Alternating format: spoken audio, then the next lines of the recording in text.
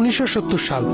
তৎকালীন সোভিয়েত বিজ্ঞানীরা পৃথিবীর সবচেয়ে বড় আর গুরুত্বপূর্ণ মাইনিং এক্সপেরিমেন্ট করা শুরু করলো, যার মূল উদ্দেশ্য ছিল পৃথিবীর পৃষ্ঠ থেকে কেন্দ্র পর্যন্ত একটা গর্ত করা, যার ফলে ভূপৃষ্ঠের বিভিন্ন স্তর, শিলার গঠন সহ নানা বিষয়ে জানা যাবে।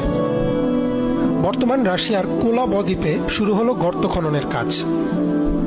পৃথিবীর পৃষ্ঠের প্রায় 7.5 মাইল পর্যন্ত গর্ত খোঁড়া হলো, যা এখন পর্যন্ত বিশ্ব রেকর্ড।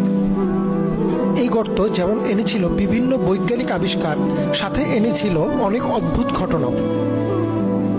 যখন প্রজেক্টটি চলমান ছিল তখন প্রায় 3000 কর্মী সেখানে থাকতো আর শিফট হিসেবে খননের কাজ করত। প্রজেক্টের তৎকালীন সফলতা ছিল অভাবনীয়। কাজও চলছিল খুব সুন্দরভাবে। মানুষের চাঁদে যাওয়ার ঘটনার পর এটা ছিল বিশ্বের সবচেয়ে বড় বৈজ্ঞানিক প্রজেক্ট। কিন্তু এই খনন নিয়ে অনেকের আপত্তি ছিল। সে সময়ের অনেক লোক দাবি করেছিল এই গর্ত দোজখের দরজা খুলে দিবে আর পাতাল থেকে অপদেবতারা পৃথিবীতে চলে আসবে।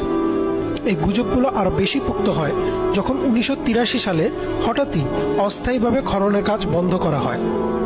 কথিত আছে যে গর্তের শেষ প্রান্তে তাপমাত্রা 200 ডিগ্রি সেলসিয়াসের বেশি হওয়ার কথা ছিল না, কিন্তু তার তাপমাত্রা রেকর্ড করা হয়েছিল 815 ডিগ্রিরও বেশি। যে বিশাল ড্রিল মেশিন দিয়ে এই খনন কাজ করা হচ্ছিল তার শেষ প্রান্তে একটি উচ্চ তাপমাত্রা ও চাপরোধী মাইক্রোফোন লাগানো ছিল।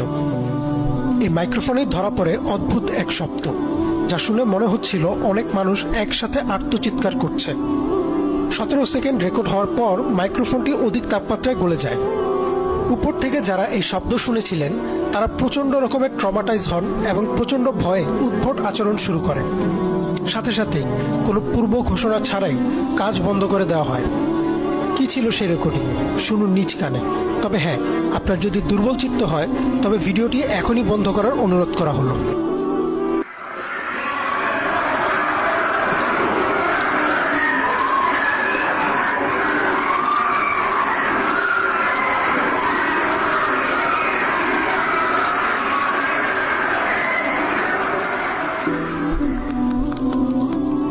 যদিও বিজ্ঞানীরা এই গুজব উড়িয়ে দিয়েছেন, তবে কেউই, এমনকি প্রকল্প প্রধান ডেভিড গুবারম্যানও এই সাউন্ড রেকর্ডিং ও প্রত্যাশার চেয়ে বেশি তাপমাত্রার কোনো কারণ দেখাতে পারেননি।